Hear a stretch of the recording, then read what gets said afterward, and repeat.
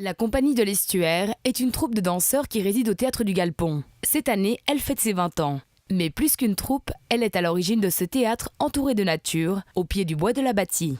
Elle a été fondée dans les corridors du Théâtre du Grutli, où on préparait des pièces essentiellement avec des marionnettes et des danseuses et des musiciens. Et les débuts de la compagnie, ça a été beaucoup, on a revendiqué et on pratiquait beaucoup la création collective. On se mettait ensemble dans un atelier, sans idées préconçues, et on travaillait sur la libre association d'idées. Une danseuse faisait un mouvement, ça donnait une idée de son à un musicien, et on avançait comme ça, vraiment de façon très collective. Et puis progressivement, à partir de l'année 1999-2000, c'est moi qui ai commencé à diriger les projets et à les amener à des formes plus affirmées, chorégraphiques.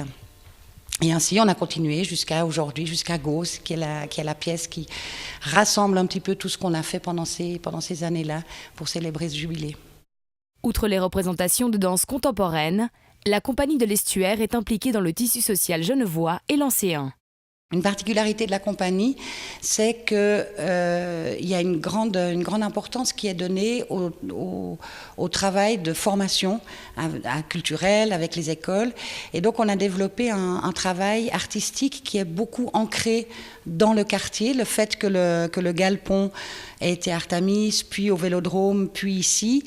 Moi, j'ai développé des relations avec les écoles, avec les habitants. J'ai fait des projets et je continue à faire des projets dans la rue. Moi, je me sens habitante, travailleuse d'un quartier, d'un environnement.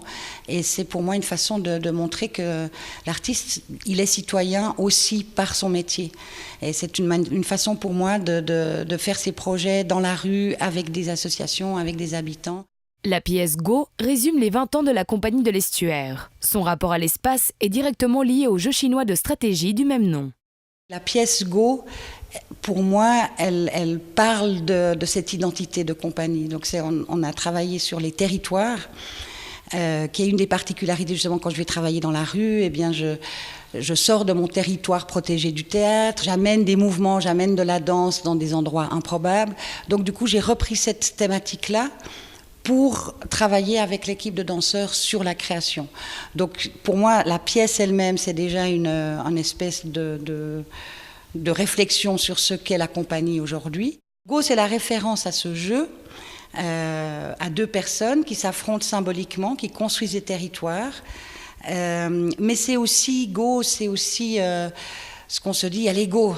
Cette injonction de courage qu'on se donne avant de se lancer, ou qu'on dit à quelqu'un, allez, go, go, go, on y va.